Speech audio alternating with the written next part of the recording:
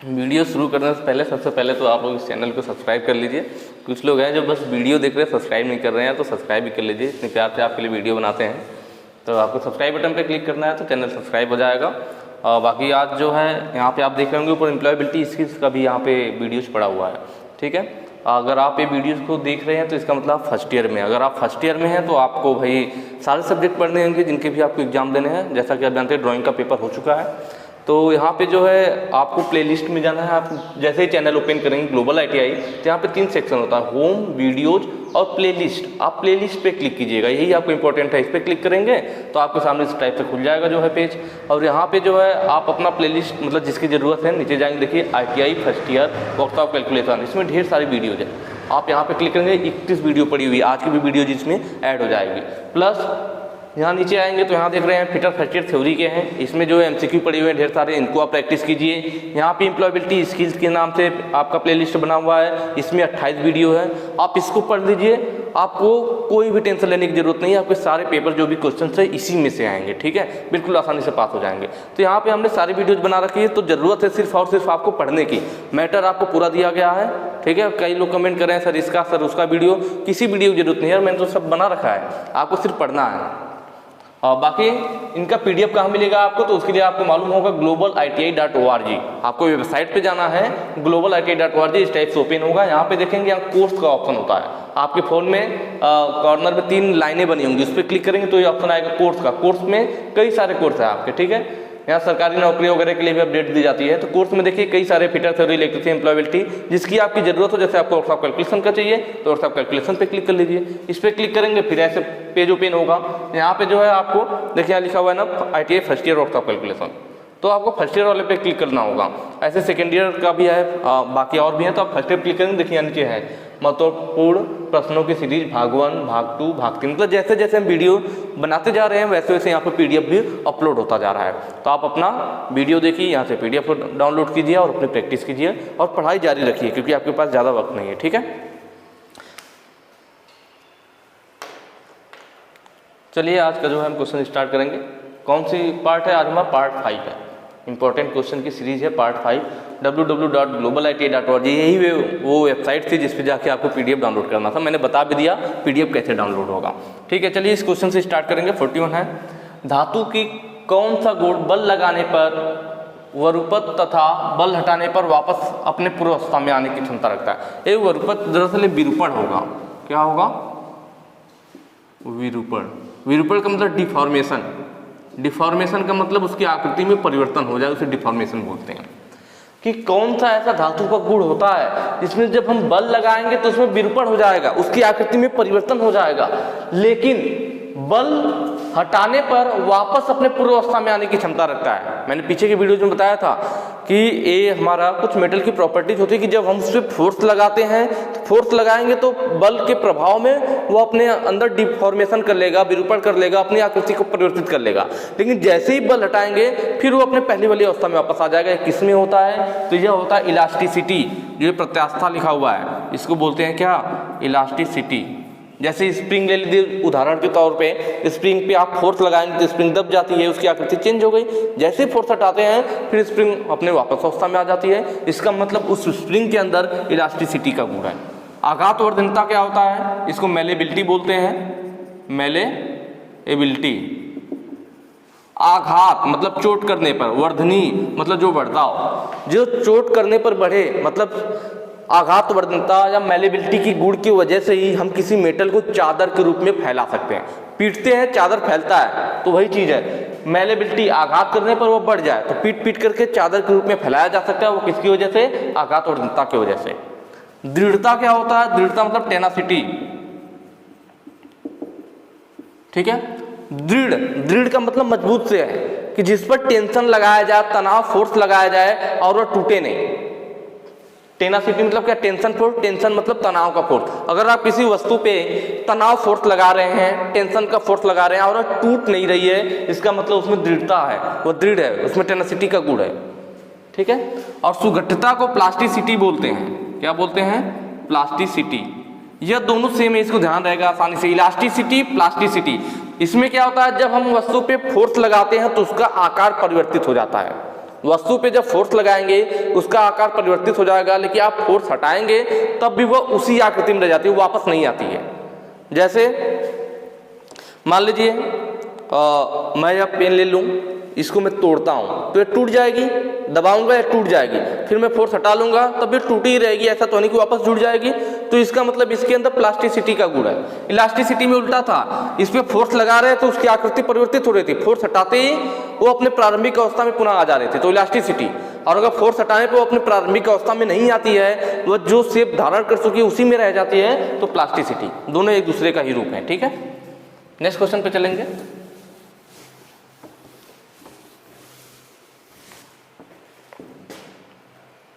इनमें से धातु की कौन सा गुण जिससे धातु को गर्म करने पर पिघल जाती है?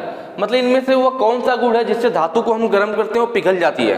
तो धातु के अंदर कौन सा गुण होता है जिसकी वजह से वो पिघलती है? वह फ्यूजिबिलिटी, फ्यूजिबिलिटी बोलते हैं। फ्यूजिबिलिटी का मतलब होता है गलनीयता, जो यहाँ पे ऑप्शन आपको सी दिख रहा होगा। ठीक है, ये आपका सही होगा क्या? फ्यूजिबिलिटी, गलनीयता। मतलब धातु में फ्यूजिबिलिटी का गुण होगा, गलनीयता का गुण होगा, तभी तो वह गलेगा, गर्म करने पे वो पिघलेगा, तो ऑप्शन सी सही होगा। ठीक है, चालकता से मतलब है कि धातु में जिसमें करंट प्रवाहित हो सके। आपने पढ़ा होगा कंडक्टर, चालक, जिसमें से करंट प्रवाहित हो सके उसे चालक कहते हैं। तो अगर किसी धातु से करंट प्रवाहित होती है तो इसका मतलब उसमें चालकता का गुण है। करंट प्रवाहित नहीं हो रही है तो उसमें किसका गुण है?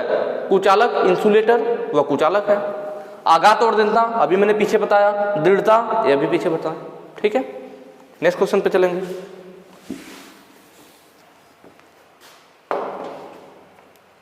इनमें से कम मिश्र धातु का उपयोग विद्युत बल्ब के, सॉरी यहाँ पे थोड़ा गड़बड़ है, किस रहेगा यहाँ पे? ठीक है, इनमें से किस मिश्र धातु का उपयोग विद्युत बल्ब के फिलामेंट में किया जाता है? फिलामेंट में किया जाता है रहेगा। ठीक है, फिलामेंट में क्या होगा? किया जाता है। तो इनमें से किस मिश्र धातु का उपयोग विद्युत बल्ब के फिलामेंट, विद्युत बल्ब आपने पहले, अब तो खैर एलईडी वगैरह आने लगी है, लेकिन पहले जो आपने पहले के बल्ब देखेंगे जो 100 वाट वाले होते थे कुछ इस टाइप से, वो किसका होता था? शीशा का बल्ब होता था। ठीक है, और अंदर जो होता था, अंदर क्या होता था? एक फिलामेंट होता था इस टाइप से, जो कि जलता था, वही रेड कलर का, आपका ऐसे यहाँ पे कनेक्ट होता था। ठीक है, तो ये जो होता था इसको फिलामेंट बोलते थे। क्या बोलते थे? फिलामेंट। यही जलता था और रोशनी देता था। तो यह फिलामेंट जो होता था वह किस मटेरियल का बना होता था? तो वह बना होता था टंगस्टन का। किसका बना होता है? टंगस्टन का। क्यों? क्योंकि जो टंगस्टन की फ्यूजिबिलिटी होती है, गलनीयता होती है, वह 3380 डिग्री सेल्सियस के लगभग होती है। मतलब बहुत ही ज़्यादा, इतना टेम्परेचर होगा तब वो गलेगा। क्योंकि जब बिजली से वो जलता था तो वो देखते थे बल्ब गर्म भी हो जाता था। तो अगर नॉर्मल तार का होगा तो वो क्या होगा? पिघल जाएगा और बल्ब आपका फ्यूज हो जाएगा। तो इसीलिए जो यहाँ पे फिलामेंट होता था वो टंगस्टन का बनाया जाता था, क्योंकि टंगस्टन का जो फ्यूजिबिलिटी है, जो गलनीयता है, वो 3380 डिग्री सेल्सियस तक के टेम्परेचर को सहन कर सकता है। तो ऑप्शन सी आपका सही होगा, टंगस्टन। नेक्स्ट क्वेश्चन पे चलते हैं। वहां पे थोड़ा फिलामेंट होगा। ठीक है, फिलामेंट लिखा हुआ था। पीतल में कौन कौन सी मिश्र धातुएं होती है? जो हमारा पीतल होता है, पीतल को आप ब्रास भी बोलते हो, तो जो ब्रास है वो किस किस चीज को मिला करके बनाया जाता है? तो पहली चीज तो है कि जो ब्रास होता है वो कॉपर का एलॉय होता है, क्योंकि उसमें मेन रूप से कॉपर मिला होता है। जो ब्रास है वो क्या है? पीतल को ही ब्रास कहते हैं। पीतल का मतलब क्या? ब्रास। ठीक है, तो जो ब्रास होता है हमारा वो क्या होता है? कॉपर का एलॉय होता है। तो कॉपर और जिंक, जब इन दो चीजों को मिलाया जाता है तो वह बनता है क्या? ब्रास। कॉपर और जिंक, जस्ता मतलब जिंक है। ठीक है, यह कॉपर है हमारा। और जब कॉपर और टीन मिलाते हैं, कॉपर और टीन, तो बनता है हमारा ब्रॉन्ज। क्या बनता है? ब्रॉन्ज, जिसे कांस्य धातु कहते हैं। कांसा या कांस्य धातु बोला जाता है। तो कॉपर और टीन को मिलाने पे कांस्य धातु, कॉपर और जिंक को मिलाने पे ब्रास मतलब पीतल बनता है। ठीक है, नेक्स्ट क्वेश्चन पे चलते हैं।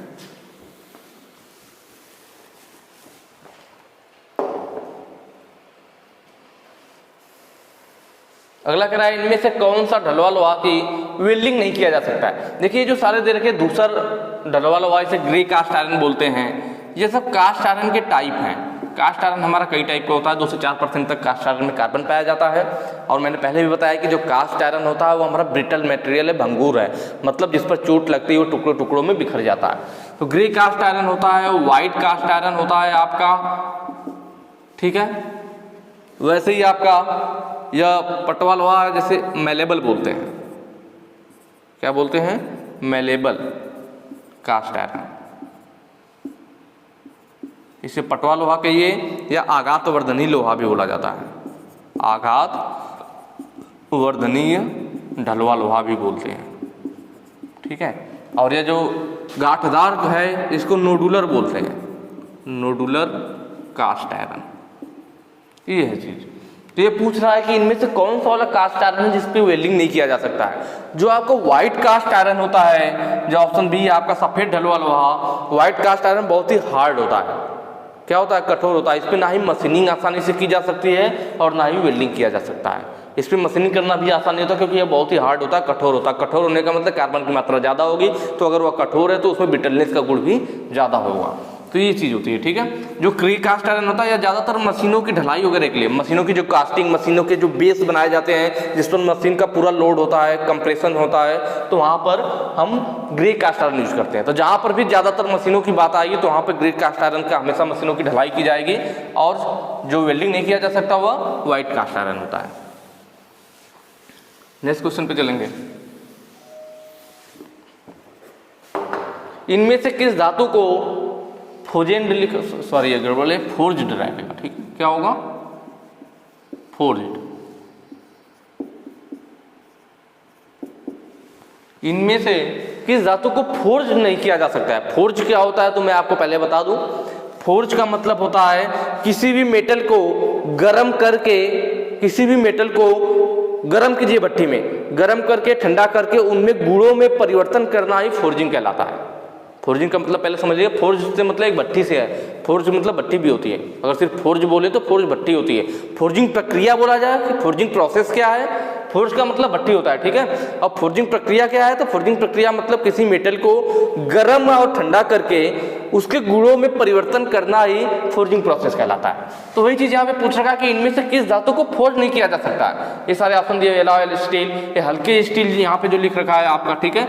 हल्के स्टील मतलब माइल्ड स्टील की बात कर रहा है, माइल्ड स्टील, जिसे मृदु इस्पात भी बोलते हैं, मृदु इस्पात। माइल्ड स्टील का ये, हल्के स्टील का ये, मृदु इस्पात की एक ही बात है, ठीक है। और स्टील लिखा हुआ है ढलवा लोहा, तो किसको फोर्ज नहीं किया जा सकता है, किसको भट्टी में गर्म ठंडा करके उसको गुणों में परिवर्तित नहीं किया जा सकता है, तो वह है आपका कास्ट आयरन।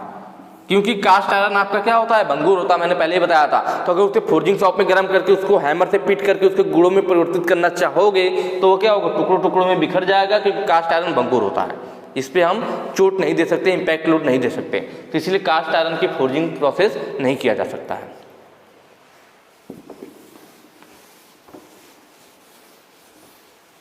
आगे चलते हैं।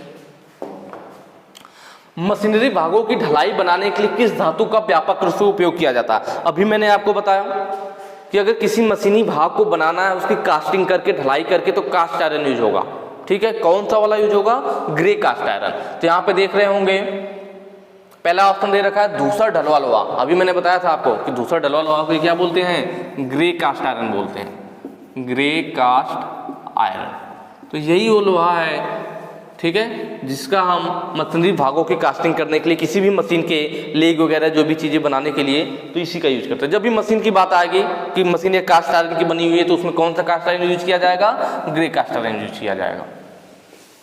नेक्स्ट क्वेश्चन पे चलेंगे। आयरन बनाने के लिए किस भट्टी का उपयोग किया जाता है। आयरन बनाने के लिए, आयरन का मतलब हो गया लोहा, और यहाँ पे आयरन नहीं होना चाहिए था, पिग आयरन होना चाहिए था, ठीक है। क्या होगा, पिग आयरन। पिग आयरन मतलब कच्चा लोहा। पिग आयरन को हिंदी में क्या बोलते हैं, कच्चा लोहा। तो पिग आयरन बनाने के लिए कौन सी भट्टी यूज होगी, तो मैं आपको यहाँ पे बता दूं कुछ चीजें। इससे क्वेश्चन बार बार आपके एग्जाम में आते हैं। जो आपके मेन फेरस मेटल है वह है आपका पिग आयरन, जिसको बोलते हैं कच्चा लोहा, कच्चा लोहा। फिर है आपका कास्ट आयरन, जो कि है आपका ढलवा लोहा। उसके बाद है आपका रॉट आयरन, यह होता है आपका क्या, पिटवा लोहा। और है आपकी स्टील, ठीक है, स्टील मतलब इस्पात बोलते हैं। ये है 4 हमारे मेन फेरस मेटल में। तो इनका अक्सर क्वेश्चन में पूछ लेता है, किसी न किसी का जरूर पूछ लेगा कि अगर पिग आयरन है तो ये कौन सी भट्टी में बनाया जाता है, कौन सी भट्टी में पिघलाया जाता है। कास्ट आयरन कौन सी भट्टी में पिघला करके बनाया जाता है, रॉट आयरन कौन सी भट्टी में बना करके पिघलाया जाता है। तो मैं एक ही जगह आपको बता देता हूँ, इसको नोट कर लीजिएगा और आपको जब भी इससे क्वेश्चन आएंगे बिल्कुल आसान से सॉल्व कर लेंगे। पिग आयरन जो कच्चा लोहा है, इसको बनाने के लिए हम यूज करते हैं blast furnace. Blast furnace, furnace का मतलब भट्टी है, ठीक है, यहाँ पे ऑप्शन दे भी रखा है ब्लास्ट फर्नेस। ब्लास्ट को हिंदी में बोलते हैं धमन, और ये होता है फर्नेस मतलब भट्टी।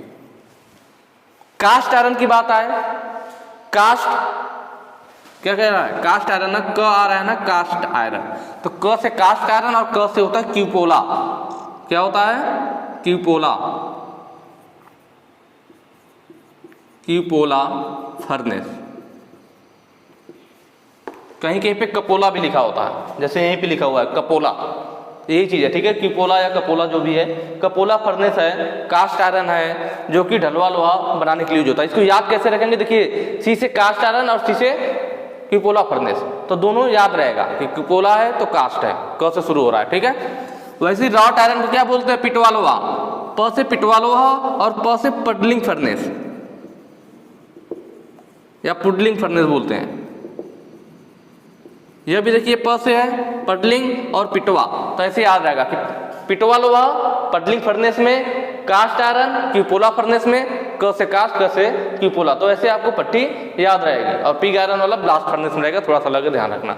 और जो स्टील होती है यह बेसेमर प्रोसेस के द्वारा, किसके द्वारा, ज्यादातर बेसेमर प्रोसेस के द्वारा बनाई जाती है, जिसमें ज्यादा फेमस है electric Bessemer frames, electric Bessemer furnace, ठीक है। तो ये आपको ध्यान रखना कौन सी किस्म भट्टी। तो ये यहाँ पर पिग आयरन का पूछ रखा था, तो होगा ब्लास्ट फर्नेस दमन भट्टी, ऑप्शन सी आपका सही हो जाएगा। इलेक्ट्रिक वाले में स्टील होती है, क्यूपोला वाले में कास्ट आयरन होता है, इसको नोट कर लीजिएगा।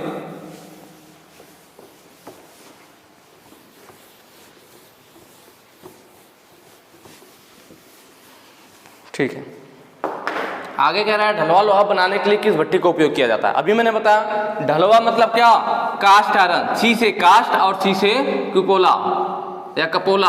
यहाँ पे देखिए ऑप्शन होगा, ऑप्शन ए है कपोला फर्नेस, ठीक। नेक्स्ट क्वेश्चन पे चलेंगे। निम्न कार्बन स्टील का दूसरा नाम क्या है, ठीक है। तो जो हमारा निम्न कार्बन स्टील को मतलब लो कार्बन स्टील होती है, लो कार्बन स्टील और मीडियम कार्बन स्टील और हाई कार्बन स्टील।